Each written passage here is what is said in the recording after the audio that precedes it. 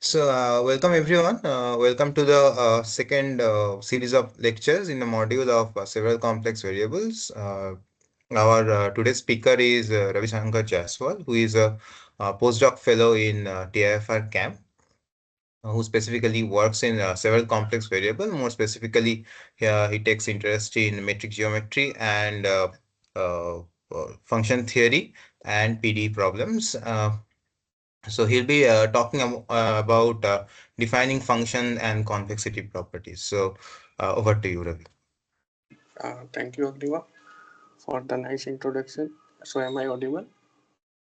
Yes, you are. Okay. So, so, so the goal of my lecture series is to understand the notion which is biholomorphic invariant.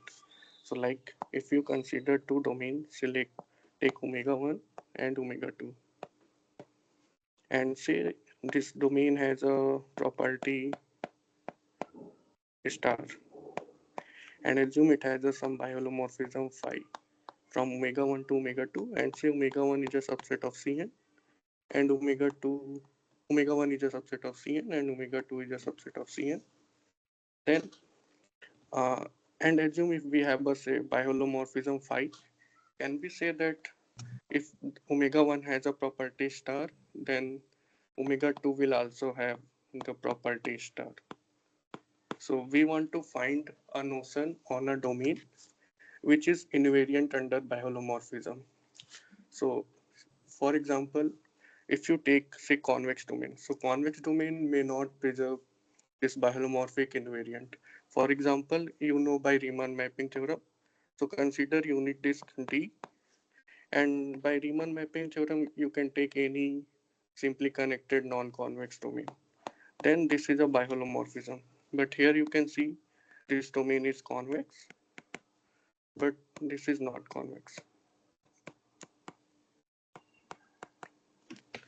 Okay, but if we consider something like, if we take like vaguely, if we define convexity in the complex tangential direction. So I will define what is complex tangential direction and so on. I am just giving the motivation. So if we define convexity in the complex tangential direction, then uh, this domain, okay. So if the our property star is something like convexity in the complex tangential direction, then the domain or the property star, okay, let me erase, then property star, which is this one, convexity in the complex tangential direction, is invariant under biholomorphism.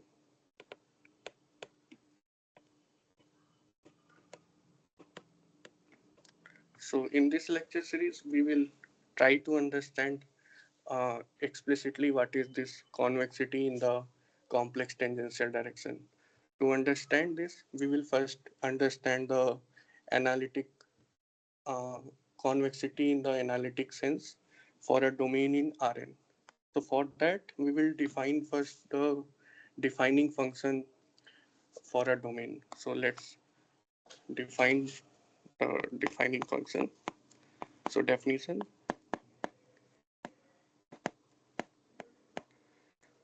So now we will characterize our domain with respect to the defining function so that it will be easy to do analysis in a domain. So we say the boundary of a domain, so the boundary D of a domain D subset of Rn is said to be Ck smooth, where k is between 1 and infinity. So we say the boundary Ck smooth if there exists a open set. So there exists an open neighborhood u of p and real valued function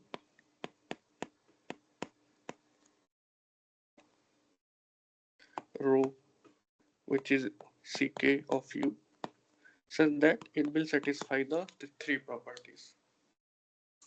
So I will write the three properties, then we'll explain geometrically. So the first one, or I can write first the geometrically. So this is a domain D, and take any point P in a boundary of D, and then take some small neighborhood of U. So this is a neighborhood U. So now the function rho has the following property. If you are in D intersection U, then this rho is negative, and if you are outside D closure, then your rho is positive. And on this boundary D intersection U, the gradient of rho is always non-zero. So so rho will satisfy basically the three properties. So I will write it down. So the first one, D intersection U is equal to those x in U such that rho of x is negative. And the second one, U minus D closure, those x in U such that rho of x is strictly positive. And the third one, gradient of rho x is non-zero for all x in a boundary of D intersection with U. So if we can find this type of function for all P on a boundary of D, then we say boundary D is a CK smooth, and also this function, any function rho in CKU which satisfies the above three properties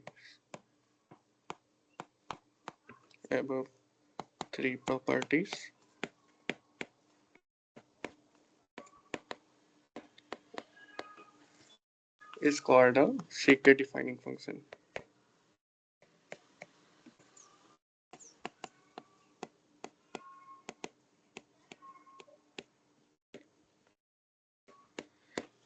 Oops.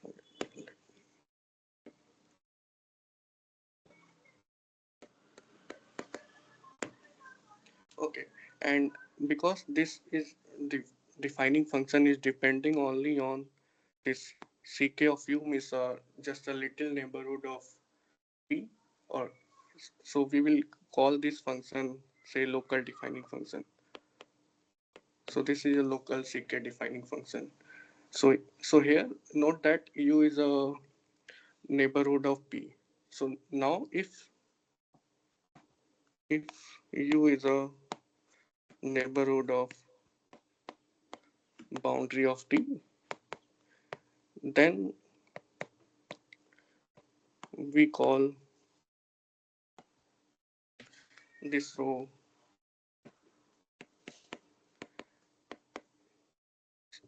is a global defining function.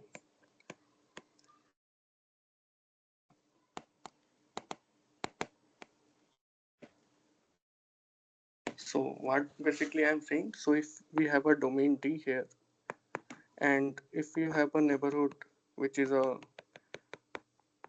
neighborhood of the boundary of D, so something like this one,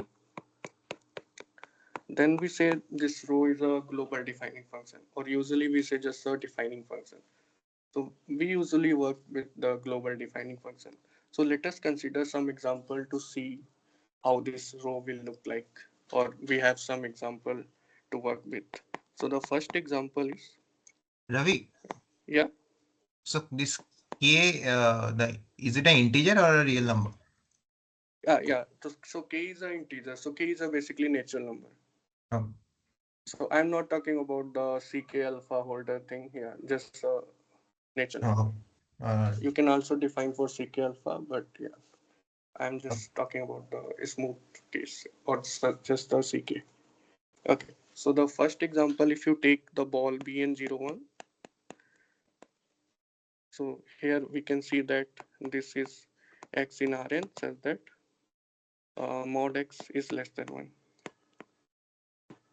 So can anybody tell what is the global defining function for this unit ball? So it is basically like mod x square minus 1. So this is the ball. So and why we can also take this like mod x minus 1. But then this is not smooth. So we have to take defining function which is smooth. That's why we consider there this is mod x square minus 1. So here you can easily see that this rho is negative on this unit ball inside the unit ball, and rho is strictly positive or outside the unit ball. And also if you take the differentiation, say gradient of rho, so it is basically uh, 2 times x1 to xn. Okay, and here you can see that okay, this you can check that this is non-zero on the boundary of bn01. So so it has all the three properties. So if you look at the definition of the defining function, so this defining function will satisfy all the three properties. So we can say this rho is a defining function. So now we will consider one more example. So we can look at the upper half plane. So second one, we can have like, say this is real part of z. So we are in a complex plane and this is imaginary part of z. And say we have a domain. So okay, I will define here. So H is those Z is in C such that imaginary part of Z is positive. So here we can see that rho Z equal to minus of imaginary part of Z is a defining function.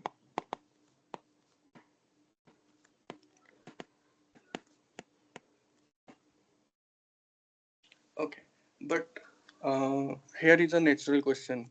Means for a given domain, say for a given this upper half plane H, can we say how many defining functions would we have, or how the defining function will look like? So can you guess one more defining function for this upper half space? So anyone? So like if you take something like so say this is rho 1. So if we take rho 2 z is equal to say 4 times minus 4 times imaginary part of z, then you can also see that this is also a defining function. So this is also a defining function. And more generally, you can see that if you take, so for example, let H, which is a assume uh, smooth on Rn, R2, and H is positive. Then also, if you look at rho 3 of Z, which is H of Z times minus imaginary part of Z, then you can also see that this is also a defining function. So is it obvious that rho 3 is a defining function? Is it okay? Or should I explain? So row 3 here will be defining function about what order? Up to infinity or some uh, So what order means? Okay, so here I am talking about just a smooth defining function. okay, okay. So means it is clear, right? This rho 3 is a defining smooth defining function of this upper half plane H. Right. Okay, to check So that Ravi, you can just a just second. uh So example one, uh, Okay. in the ball Mm-hmm. example. So Mm-hmm. in that case, with your definition, I think mod x minus 1 is also a defining function because you only considered in the sort of a neighborhood in Uh, a boundary, not the whole. okay. Yeah. Correct. Correct. Yeah. So true. Yeah. Mod x minus one will also be a defining function because we are not considering zero. I agree. Yes. Yeah, yeah, Yeah. Thanks. Yeah. So here. Okay. So mod x minus one is also a defining function. Okay. Yeah. So now, but here it's clear. I think that row three is a defining function of the upper half plane. For that, we just need to check that. Okay. So here I will just talk about the global smooth defining function. So here you can see that this row three is negative on this upper half plane, and row three is positive on this lower half plane. And if you restrict on this imaginary z equal to 0, so the boundary of H is those Z in C2 in R2 such that imaginary part of Z is 0. So we just need to check that this gradient of row 3 is non-zero on this boundary of H. So if you compute the gradient of row 3 at X, where X is in the boundary of H, then you can see that this is nothing but H of Z. And okay, so this is 0 comma minus h of z, and this is non-zero. Okay, I am okay. This is z. So yeah, this is non-zero because by our assumption h is positive. So here you can see that this row 3 is a defining function. But now we can ask, is the all defining function will look like row 3? So now I'm saying, so this is a say small lemma or observation. So say observation. So let rho tilde be any defining function, any smooth defining function. So like a smooth global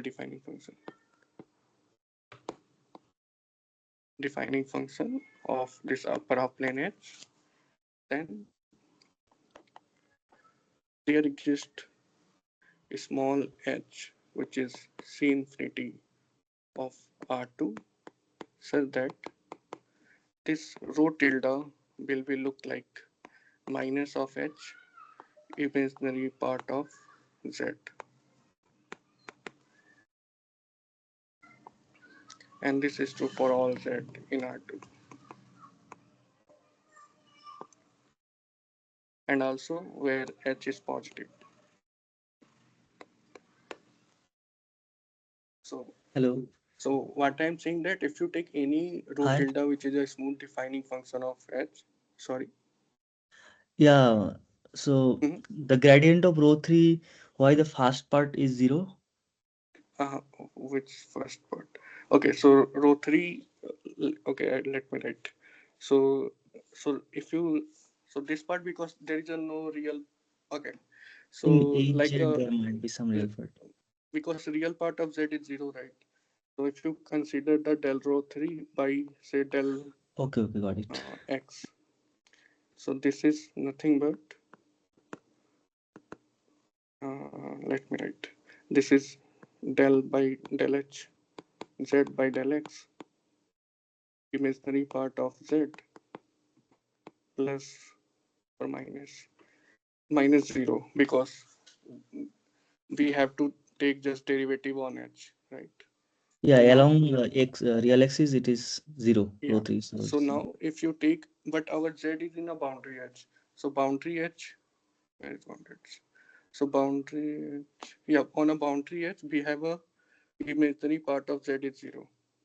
So I have written this only for z is in the boundary of h. So when z is in the boundary of h, imaginary part of z is 0. that means this will vanish. So this is 0. Okay, okay. Now, do you get it? Means why the first term is 0?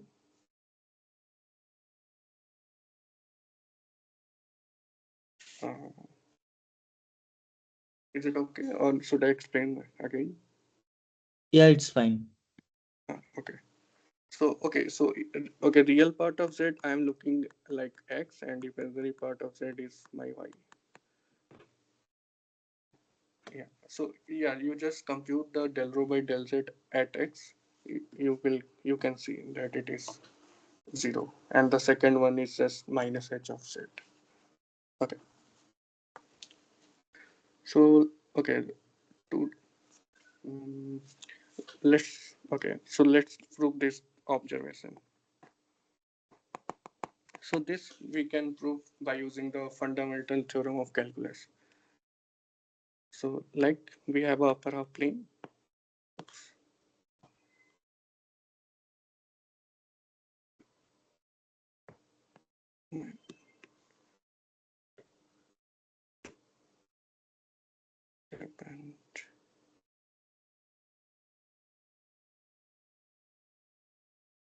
And my pencil is not working. Let's check.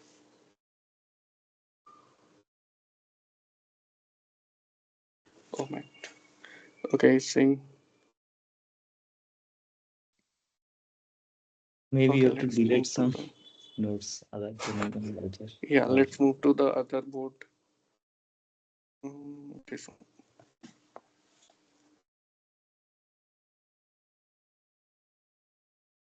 Okay. So let me write again the observation.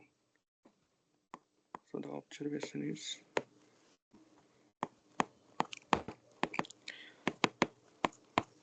so let us just deal on x and y. Otherwise, you may we will get confused. So this is x and this is y. And so I am saying that let rho tilde be any smooth defining function of h, then there exists uh,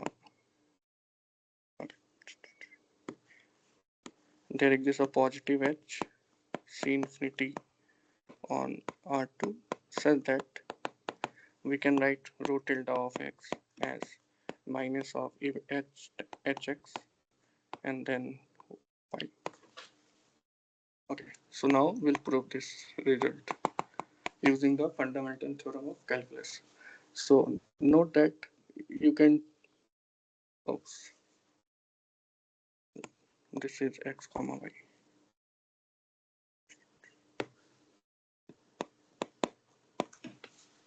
Yeah, so let us take some point x comma y here. So we can take x comma y in R2, which is somewhere here, and then we project it back like this point is x comma 0. So we will apply the fundamental theorem or the chain rule on this line. So what I'm saying, if we consider rho tilde of x comma y minus rho tilde of x comma 0, we can write using the fundamental theorem of calculus. This is equal to 0 to 1 dy dt of rho tilde of x comma dy dt. I hope this thing is clear. I've just used the fundamental theorem. Okay, now we can use the chain rule. So we can write this as 0 to 1. Now if we use the chain rule, because there is a no t in the first slot, we will get the del rho tilde by del y of x comma ty, and we'll differentiate this with respect to t, we'll get y and dt. Now we can write this because y is independent of t, we can write y times integral 0 to 1 del rho tilde by del y x comma ty dt. Okay, so so I will move to the second page. So what I have get is we get rho tilde x comma y minus rho tilde of x comma 0 is equal to y times del rho tilde 0 to 1 del rho tilde by del y and then x comma ty dy. Okay, and we have this upper half plane. So this is x, this is y. So to that, because rho tilde, I have assumed it is a defining function. Ravi, So this is 0 hello, because x comma 0 is just somewhere here. And on a boundary, rho tilde is 0. hello. Yeah. Ravi, the differentiation is with respect to t, right? D instead Uh, of dy, then dt, right? okay. Could you please repeat? Yeah, integral is over t, right? But you write integral over No, no. Yeah, y. I have used the The chain rule. Okay. So change the yeah, variable. I will. Yeah. Give me a minute. Yeah. So okay, wait. Here. Okay.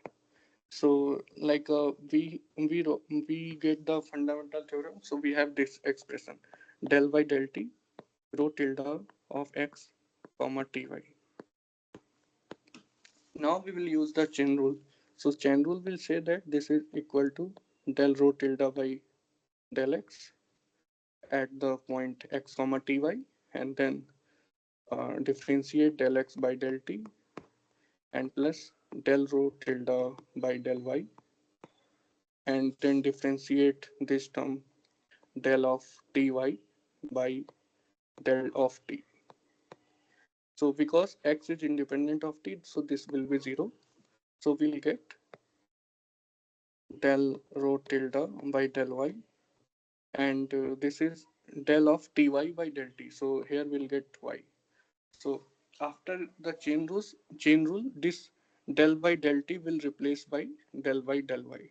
So that's why this del rho tilde by del y is coming after applying the chain rule. Is it fine? Also, Mhm. one question I have.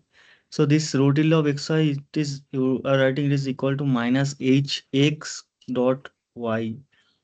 Will it be h of Uh, xy? so you can just replace h by minus h. Okay, yeah, give me a minute. I will explain what is minus y because you can take h is in general, right? So I have not defined my h yet. So we can take h is minus of 0 to 1 del rho tilde by del y x comma ty dy. So this is my h or say h of x comma y. Yeah. Ravi, I asked that here you write Mm-hmm. integral with respect to y, that is dy, but Mm-hmm. previous slide you write dt. Correct. Yeah. So because there is no highlighter. I don't this is highlighter. Oops. No. Okay. Yeah. So I'm saying yeah. So I'm explaining. So this thing is equal to I'm saying this is equal to by chain rule del rho by del y x comma ty and dot y. So you can check because okay, let Yeah, me chain explain. rule is clear. Uh-huh. Chain rule is clear. Okay, let me explain. Okay, give me a minute. So I will explain in a second page here. Okay, so take define gt is equal to rho of x comma ty. Now you apply the fundamental theorem of calculus for g. So that means we can write g1 minus g0 is equal to 0 to 1 d by dt of z t and d of t. I hope this is fine. Okay, now if you compute the dy dt of g, this is equal to, because there is a no t in a x variable, so this is by chain rule del rho by del y x comma ty, and then differentiate this second term. So if you differentiate this second term with respect to t, this is y. So and this dy dt of gt is nothing but dy dt of this term rho of x comma ty. So that's how I am applying the chain rule. That's how uh, this del rho tilde by del y is coming in a picture. Now I hope now it's clear. No, that was not my question. Okay, then what is the question? Yeah, you take y outside because it's differentiating over Mm-hmm. t. But the next Correct. slide, you write differentiating over y. Yeah, here the first line you wrote differentiating over y. But the last Huh. you write over t. Yeah, that's No, my no. doubt. Here also I have Now, written del rho tilde by del y. that with dt, Here. right? Last. No, this is y. No. Here. Integral 0 to 1 dot Here. tilde by dou y dt. Means variable is t. Oh, here. But the next slide you Here. write variable is y. Oh Next man. slide. Where? Means you are saying here dt or where? No. The next slide. Uh-huh. Okay. Yeah. Next slide it is y. Sorry. Where is? I do. I didn't get the question. Agniva, did you get the question? Probably the variable would be ddt. I mean, this integration d rho tilde dy x dy dt. Ah, okay. This thing. Okay. Yeah. Yeah. Oh, okay. Thank you. Um, Yeah. Okay. Oh, I thought we are you are asking about this d no, by dt. that's Okay. why. Okay. Yeah. Thank you. Yeah. Yeah. Okay. So yeah. So this rho tilde is 0. So we'll get this rho tilde of xy is, because I have assumed h is minus of del rho tilde by del y. So this is minus of y h of x comma y. So now the only thing is to prove h is positive. And since h is obviously positive because this rho tilde is negative here, and because we can write hxy as rho tilde of xy by y whenever y is non-zero, then, and because rho tilde and y has the same sign, so we'll get this is positive. So that's how we'll get h is positive. And since rho tilde is smooth, so we'll get h is also smooth on R2. This you can check using the automated convergence theorem. Okay, so now we'll state the general result. So here I have proved that if you have a defining function in a upper half plane, then you can write in a h times of y. So now we'll write the general lemma. So lemma, let D be a, say, smooth domain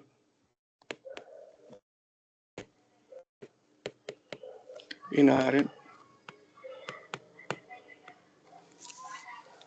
Okay, and let rho 1 and rho 2 be two defining function.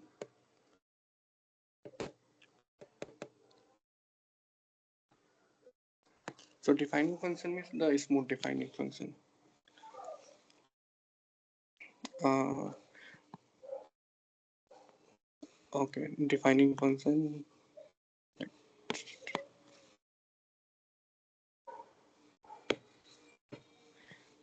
Defining function on a neighborhood u of some point p near boundary of D. So here these two are the local defining function on a neighborhood of u of p. So I am saying, so this is a domain D and this is a point P, and take a neighborhood u here, and here I have a two defining function rho1 and rho2. Then I am saying then there exists a positive function h which is c infinity on u such that we can write rho1 as h times rho2. So the proof of this lemma is basically based on the previous observation. So the proof, so I will just give the sketch of this proof. So take any domain D, and here we have a point P, and this is a neighborhood U. So after, so since this domain is smooth, so after a local change of variable, say psi, this domain will look like the case of upper half plane on some neighborhood. So this is say x prime and this is xn. So you just, if you have a defining function here rho1 and rho2, using this psi, you will have a defining function here rho1 tilde and rho2 tilde. Now here you can use the previous observation. You will get this rho1 tilde and rho2 tilde has a connection with h, and then again pull back by psi inverse. You will get h, so that rho1 is equal to h times rho2. So I have just given the idea here. Okay. So now, mm, yeah. So I have given. So let us give one more example. So consider one more example. Say 3. So let D be a some smooth domain in Cn, smooth domain in Rn.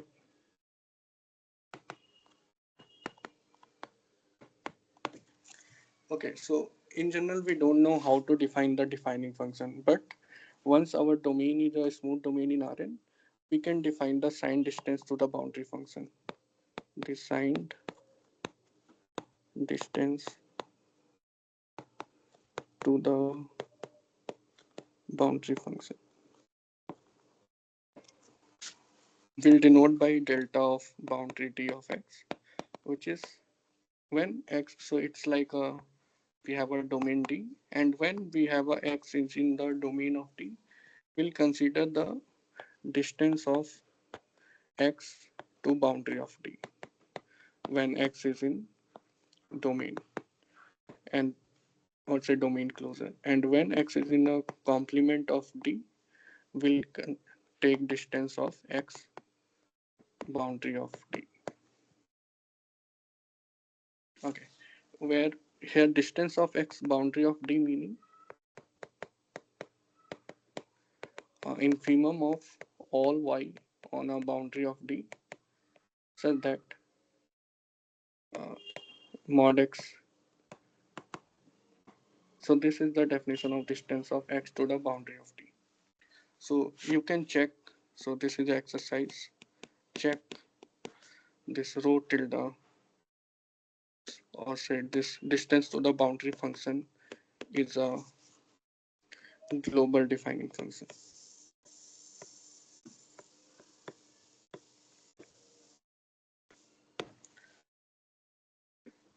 Yeah. So this defining function, because a priori we don't know for any general domain is there are some defining function, but if once we have a smooth defining function, then we will have a this defining function rho tilde or distance to the boundary function. Okay, so now we'll now we'll define the convexity. So for that we'll define the tangent space. So tangent space, and we denote it by t of p boundary of D. So let D be a domain. So this is a domain and there is a point P on a boundary of D. So we define the tangent space and say this has a defining function rho. Then we can define the tangent space on boundary of D. Those x in Rn such that del rho by del x. Okay, let's say P. Mm, let me, where is it?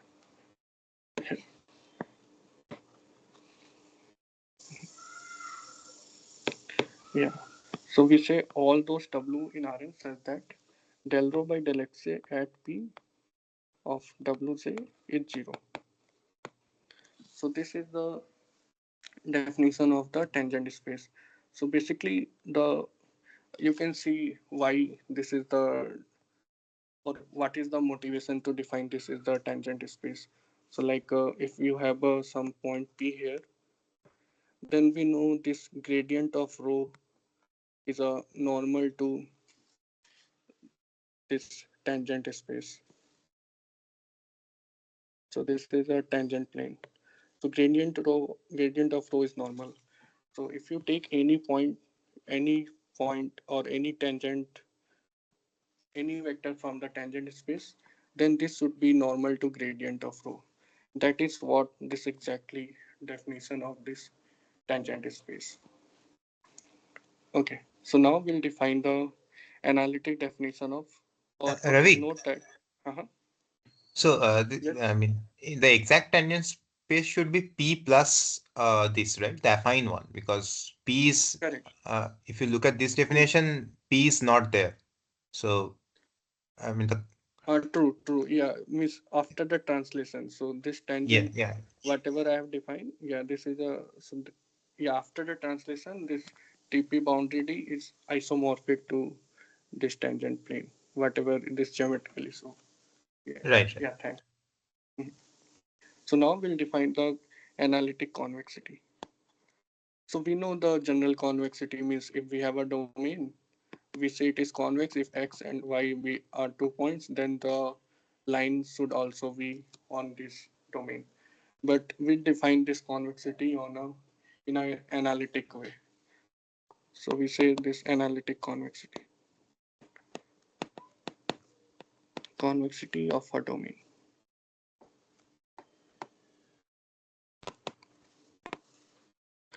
So let D be a domain in CN, sorry, in Rn, and let P is in a boundary of D and rho be a defining function.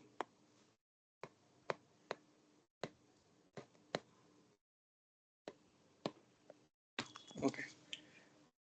Okay, here, before that, one more observation here. So here you can also check that. So this tangent space definition is not, you may ask, it is not well defined because it's depend on one defining function, but it may have that this domain can have another defining function. So we can use the previous lemma to check that this TP of boundary D is well defined.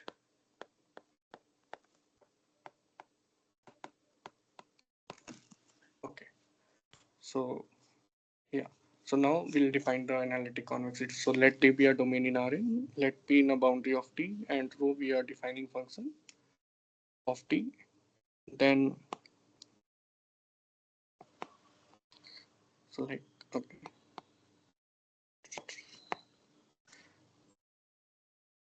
So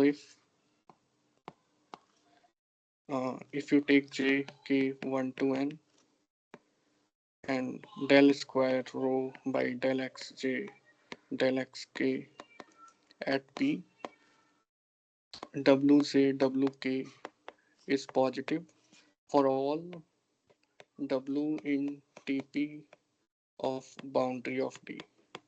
If this inequality is true, say inequality 1, If inequality 1 is true, then we say D is convex at P. And if, yeah, and if this inequality is true for all P on a boundary of D, then we say this domain is convex. So let me write on a sixth page. So if, No, it should be greater than equal to 0, right? oh yeah, thanks. Yeah, if it is strictly, then it is strongly convex. That I will define. Yeah. So yeah. So if for all P on a boundary of D, inequality inequality 1 is true, then we call D is convex. Okay. And yeah, so, okay, one more observation. So if inequality, so here inequality 1 is greater than or equal to 0. So if this inequality is strict, so if for P boundary of D, if the if inequality 1 is strict, then we call D is strongly convex at P. And if this thing is true, if this is true for all P on a boundary D, if for all P in boundary D, if inequality 1 is strict, strict means when W is non-zero, because if W is 0, then obviously this inequality is not strict. Then we say D is strongly convex. So I will give some examples so that it will be clear the definition. Okay, so I will give some examples. So take one example. So the standard one is obviously the unit ball. So take x in R2 such that x1 square plus x2 square is less than 1. So here you can see that row of x defining function is x1 square plus x2 square minus 1. So here this is the ball. And if you compute the del square by del xj xk j k 1 to 2, you can easily see that this is nothing but 4. Okay, let's here take x wj wk. Then you can see that this is 2 times w1 square plus 2 times w2 square, and this is true for all w in R2. So from the definition, you can see that this inequality is strict for all W non-zero and R2. Therefore, this B is strongly convex. But there are some example where the domain may not be strongly convex. So which is the second example. So if we consider something like say D1, which is x in R2, such that x1 square plus x2 power 4 less than 1. Okay, I will not do the computation, but I will just uh, tell uh, where it is not strongly convex. So this is x1 and this is x2. So if you look at the point x1 comma 0, so if you look at the point x1 comma 0, then this is a point of, so this is a point of convex. So this point is not strongly convex, not strongly convex, but convex. And also you can check, or instead of x1 comma 0 you can just check at 1 comma 0, then it will be easy.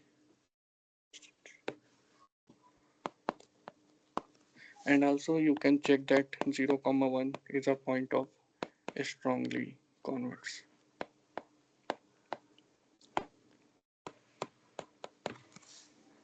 Okay, so these are the two examples. So how much time I have? So how much time I have, Agniva? 9 minutes. 9 minutes. Okay, then I can prove one theorem. Okay, so here I will just write again the definition of strongly convex domain. So for strongly convex domain, we have this thing. So let D be a strongly convex domain. Okay, then and assume it has a defining function rho. Then we know by definition it will set the defining function rho will satisfy the following inequality: del xj, del xk, and this is subset of Rn. jk1 to n p wj wk is strictly positive for all w non-zero, and tp of boundary omega, sorry, boundary of d, and for all p inner boundary of d. Okay, so this is the definition, but for strongly pseudo-convex domain we can relax this condition. Means I'm saying that in our next lemma we'll prove that we don't exactly need this condition.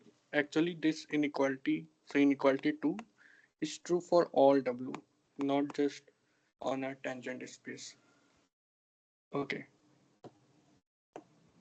so let me go to the next page. Okay, before that, uh, check this, whatever I have defined the definition of convexity. So check mm, definition of convexity is well defined.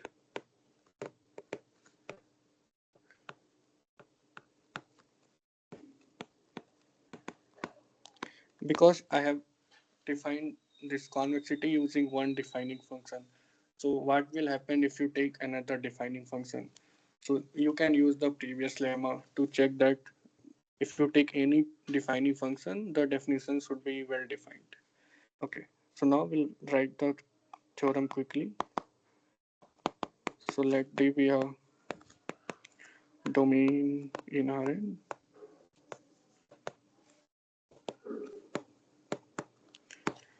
and assume D is strongly convex and rho be a defining. So I will consider just global defining function, global and smooth. Okay, so this is a smooth domain, a smooth bounded domain. We need bounded also, and rho be a defining function. Okay, actually we'll get, okay. So just assume D is a strongly pseudo convex, a strongly convex domain. Then I am saying that then there exists a defining function rho tilde such that mm, del square rho tilde by del xj del xk bar at p j and k 1 to n wj wk. This is strictly positive for all w non-zero in Rn. So so here you can see that we have relaxed the condition. So the in the definition of strongly convex domain, we had that W is in the tangent space, but here I am saying this will work for all W in Rn. Okay, so that's and this is true for all P on a boundary of domain. Okay, so we'll give the quick sketch of the proof. So the theorem is clear, I guess. So the proof.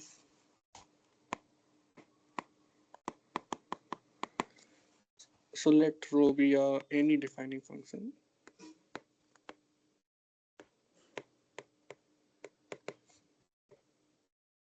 of D. Then we can define the rho lambda of x, which is e power lambda of rho x minus 1 by lambda, and check this rho lambda is also a defining function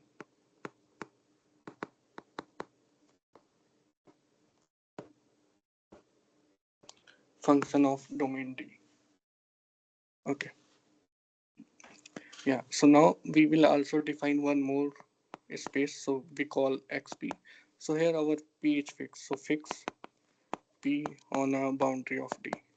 So we have xp, which is all those w in Rn such that mod w is 1 and jk12 and del square rho by del xj del xk at p wj wk is less than or equal to 0.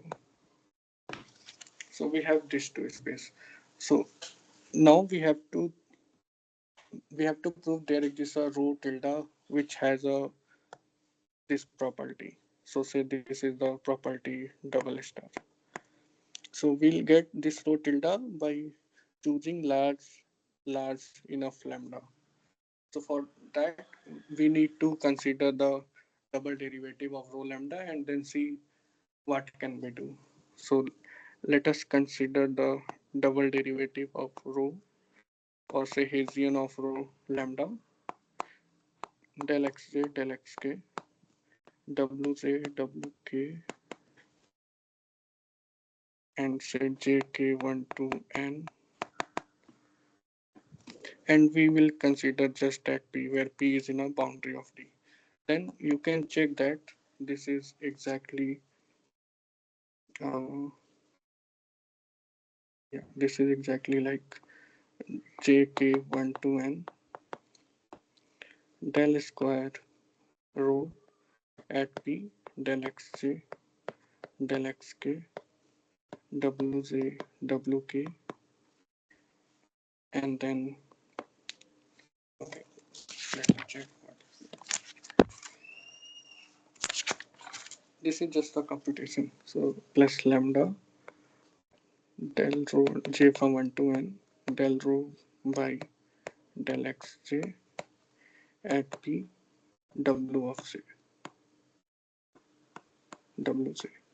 So if we compute this Hessian, we'll get this thing.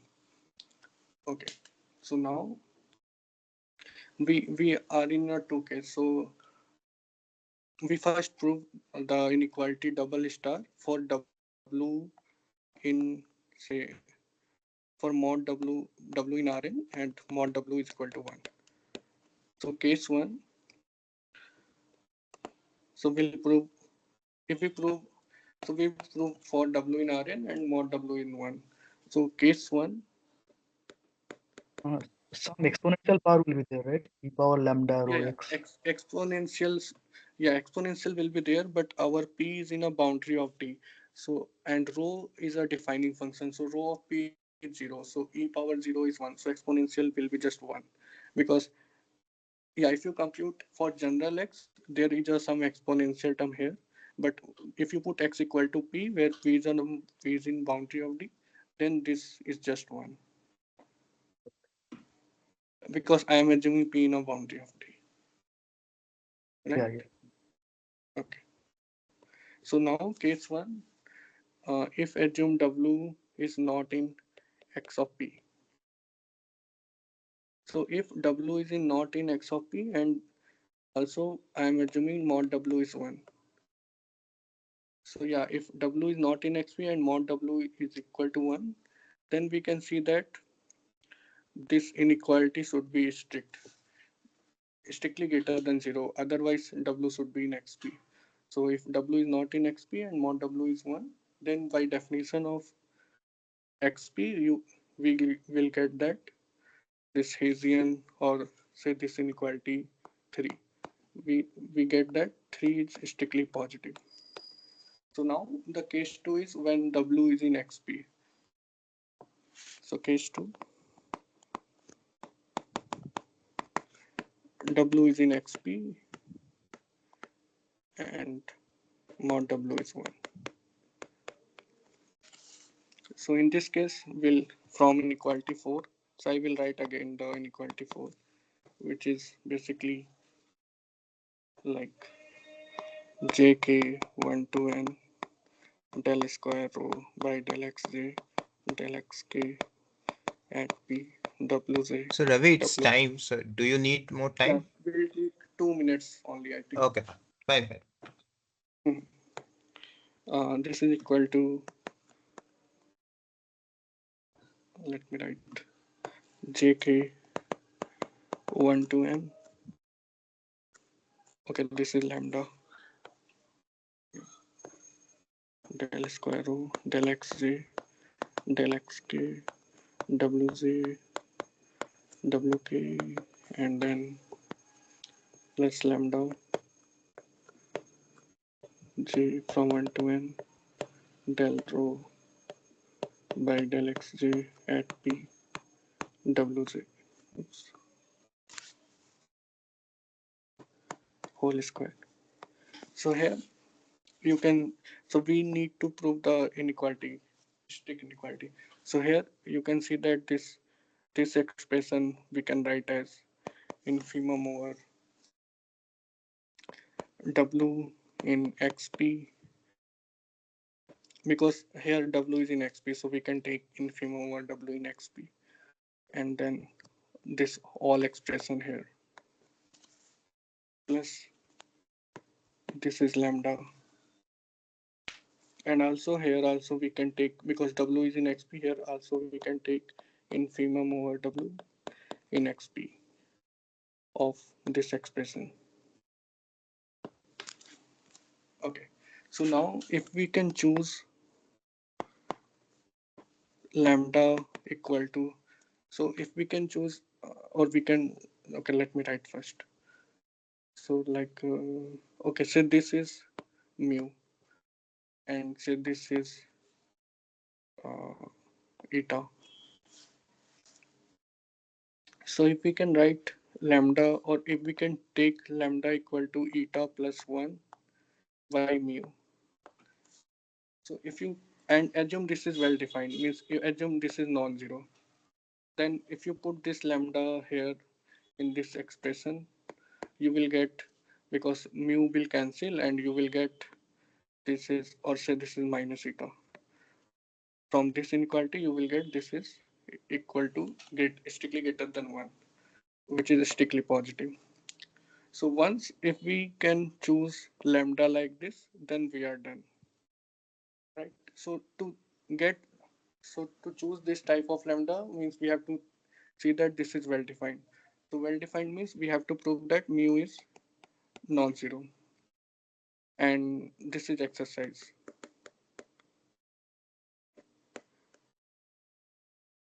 So this you can prove using the compactness of xp. So using the compactness of xp, you can prove that mu is non-zero, and once mu is non-zero, you will get that this expression is strictly positive. So from case 1 and case 2, you will get that this inequality 3 is strictly positive for all w in Rn, but for fixed p. Now again, so finally what we get, so from case 1 and case 2, so I will take just 1 more minute. From case 1 and case 2, we get, because we choose our lambda, so we can denote, we'll get, we can denote rho tilde, del square rho tilde by del xj, del xk, wj, wk at p is positive. This is true for all w in Rn minus 0, not x. Okay, so this we prove for all w non-zero and mod w is equal to 1, and for, or and p is in a boundary of domain. So now, using compactness of boundary d and our Sn minus 1, we get del square root tilde by del xj, del xk, wj, wk strictly positive. So here our p is fixed, but I'm saying using the compactness of boundary d and Sn minus 1, this is true for all w in Rn. Okay. Mm,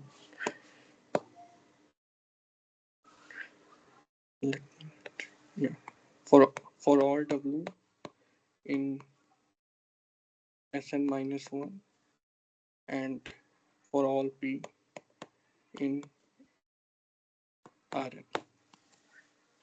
Yeah. So here, so now we can see that we can get one root tilde, which is always strictly positive for all w in Sn minus 1, and we can replace this Sn minus 1. So if we take any w in Rn, we can take the homogenize it. This will be in Sn minus 1. So using this thing, okay, this I will explain later. So yeah, so for here you can see that you don't need the w is in the tangent space. If you w is in some Sn minus 1, then also this inequality is strict. Yeah. So thank you. All right, thanks, Ravi. Any questions? I have a small doubt actually. While defining this convexity, I mean, the definition involved that summation of this del two something del two rho by del x k. Say. So since convexity is a geometrical, geometry of the domain, it's appealing the geometry of the domain, and just wanted to ask that what is this quantity stand for? What is the summation of del two by del xi del xi? Uh, mhm. I mean, I'm just asking. Is there any connection? Since it's appealing to our geometry of the domain. Okay. Hello. I think this is So, Ravi, did you get the question? clear. Oh, your voice is breaking.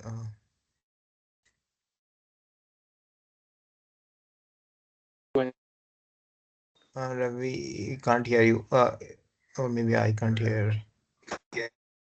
Can you? Yeah, it's breaking Okay. slightly. Can you hear me now? Okay. Yeah, yeah. Now we can hear you. Oh, okay. Yes. So what is the question? But asking that since this definition of convexity is involved this summation of this del two rho by del x del xj, and, geometrical property of the domain. What is this quantity stand for? What is this operator stand for? Summation del two rho. Is there geometry of about this So quantity? yeah. So correct. So I will prove with, Ravi, there yeah. is a echo. I think you So were I unmuted can from go both with the devices. okay.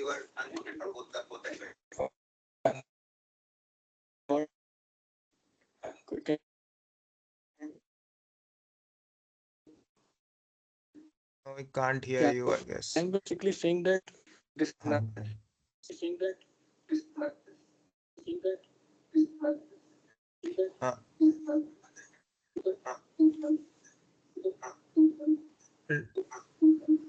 Uh, Ravi, I there is think a some issue. network issue.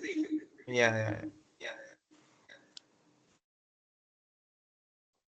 Okay, can you hear me? Oops. There is like, So there is a slight echo coming.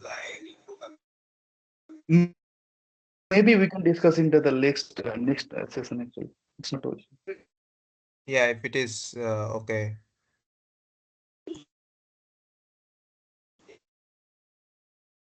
Okay, I think he has a issue with the uh, okay, can you hear me now? Because yeah, now I can now, hear you. yeah. So now, what is the question? So, since I mean the convexity definition of convexity involves the summation of del 2 rho by del xi del Um, xj, uh-huh. and the convexity is basically a geometrical property of the domain. So, I Correct. mean, Mhm. quantity stand for. Is there any purpose of having such kind of quantity? It's look sometime. I mean, I'm not. Yeah, I'm yeah. maybe it is. In SCB, it's a so in several complex variable there is a connection between this Hessian. So like here we have considered this real tangent space and real Hessian. So in a complex, if we go to the several complex variable, just replace the tangent space to the complex tangent space and this Hessian to the complex Hessian to get the same. So I have motivated, right? Means we have to consider some convexity in the complex tangential direction.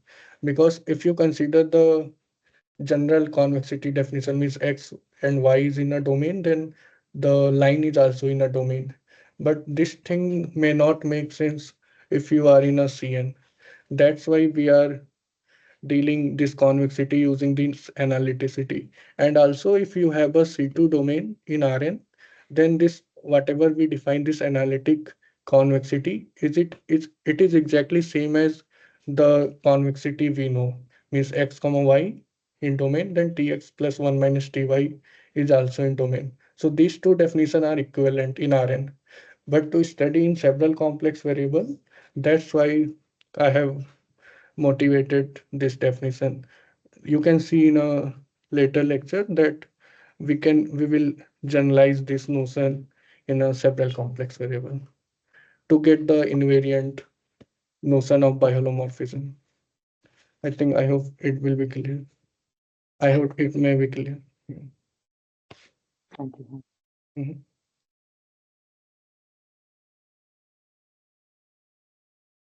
Yes, so Ravi, in the last Mhm. portion, Yeah. in the very last line, you wrote P to be in Rn, but I think P should be in the boundary, right? No, P is in a boundary. I was in a hurry, that's why maybe it's written. Ah, I see. Yeah, okay. Yeah. And Yeah, another thing it's is that in the, you are only working with the smooth case. So yeah. I mean, there are Okay. analogs of all these in CK version, right? Okay, yeah, it is true in C2 also. But Mm. because of the all the technicality, I have just assumed Mm-hmm. smoothness. Yeah, Yeah, sure. okay, I will just remodify this last theorem in our next lecture because our W is in just a unit sphere, but it should be on a Rn. Yeah, so we'll get some constant also. Yeah, sure. Okay. All right. Any Like other question? Yeah, Nirmal. we define this Mhm. defining function, CK defining function called for k greater than equal to 1. Yeah. Like, how do we define like something for k equal to 0, like for continuity, like domains with continuous boundary? We can define like same. We can just say rho is continuous, but in our case, we are taking the double derivative of rho. That's why we need at least C2 domain. But yeah, you can define the Lipschitz domain also using the same thing. You can just say if rho is a Lipschitz function, then our domain is a Lipschitz domain, or yeah, or even okay, continuous is much bigger, or you can define same holder if the domain is holder, if this defining function is holder continuous. Yeah, Yeah, but you basically just remove the gradient condition. yeah, Yeah, but how, like, with Yeah, that I mean, you thing, can't have the gradient condition. And this can be defined for any, what they call, those domains with bounded variation. I mean, that's sort of the general class you can define yeah, for. I think you may get you can use this distribution derivative maybe in some sense. Yeah, that another way, yes. okay, okay. So, is there any references for these things, in general defining function and this continuity domains with continuous boundary? If you can give. Okay, currently I don't know. Agniva, do you know? No, I mean, continuous boundary, you probably won't find too much because everywhere they will assume C1 at least. Yeah, yeah, because So, okay, but because maybe they want. CPD people may do. I don't know. Okay, we'll look at it, and if we get, we'll let you know. Yeah, and for also defining function, if you can mention something, that will be good. Yeah, yeah, I think yeah, I will mention. It's like you can look at this Kran's book and Oh, Janet. So yeah, okay, thank you. yeah. All right. So I hope any other question?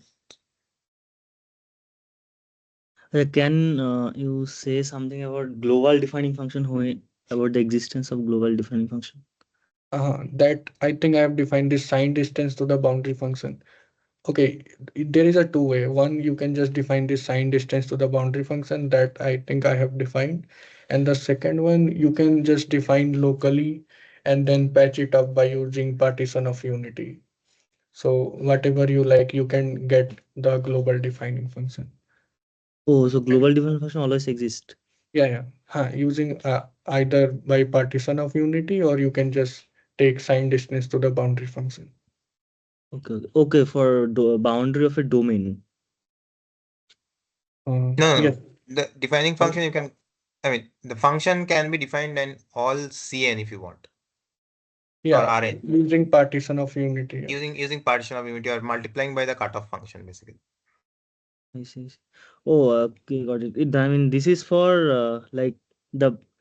I am saying this is only for boundary of a domain means the dimension of the. No, no, boundary of domain means just gradient is non-zero on a boundary of D. And on a domain, the row should be positive, and on a outside of the domain, row should be strictly greater than zero. So we can do, if we have a local defining function, we can always patch it up using the this partition of unity. Okay, you can see this, I think, in some book, Ranga. If you see the Ranga book, you will get there. They have defined this global defining function using Okay, this partition of unity. okay, okay, okay, fine. Yeah. All right. So maybe that's for today. Let me just stop the recording. Thanks, Ravi, once again. Thank you.